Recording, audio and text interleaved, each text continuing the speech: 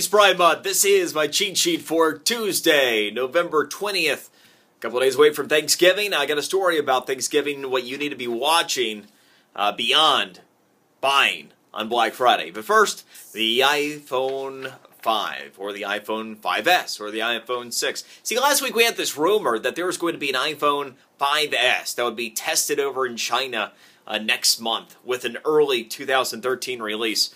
And I mentioned at the time that doing a little digging, I found no validity to that whatsoever. And it turns out it was absolutely bogus.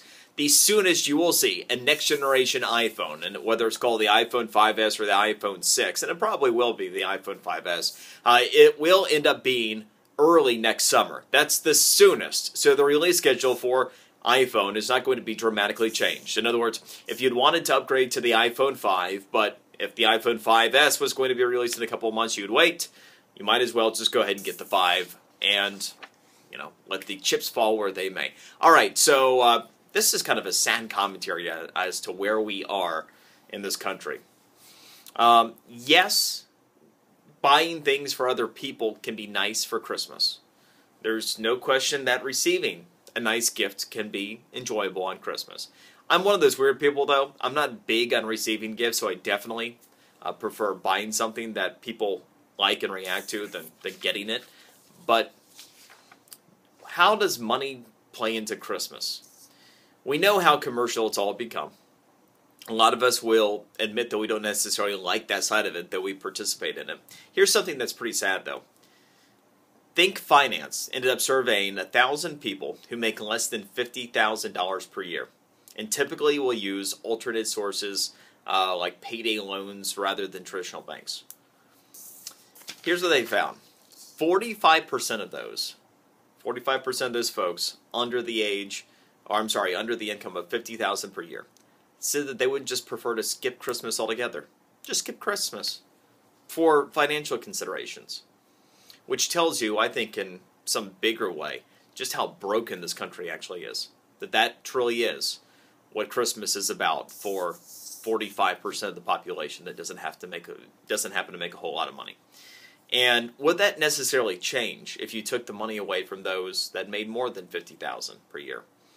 Are we really at a point to where half this country anymore, Christmas, the only meaning of it is actually how much stuff you can buy and how much stuff you can receive? It's a sad thought. Probably is the case, though.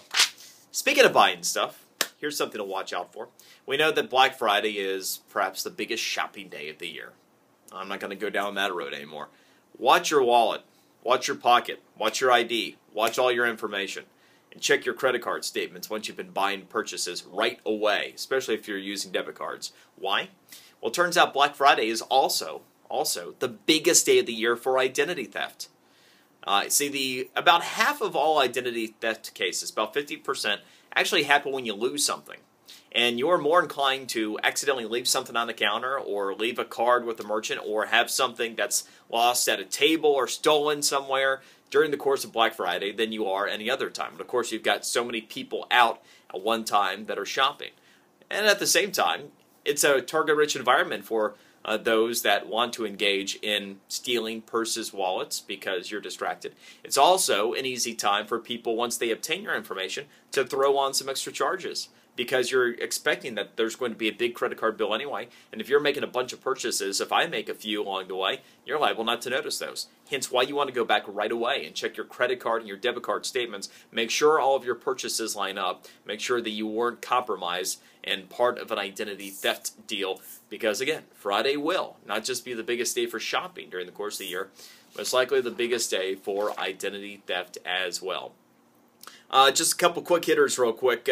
France, their credit was downgraded. Nothing to see there, folks. They voted in their socialist. They ended up raising the top tax rate on top income earners, and naturally that fixed everything, right? Oh wait, the economy's still getting worse. Unemployment's still getting worse. And Moody's just downgraded their credit from AAA to below that. Along with all the other credit watch agencies, they are a negative review. But hey, maybe we'll head down that same path, because President Obama, what does he want to do? He wants to raise income taxes on top income earners and raise taxes on investment, which is the most regressive tax to date. Somewhere along the way, maybe, just maybe, someone with some common sense will look at what's going on in Europe and not do that. Hey, that's the cheat sheet for today. We shall see you tomorrow.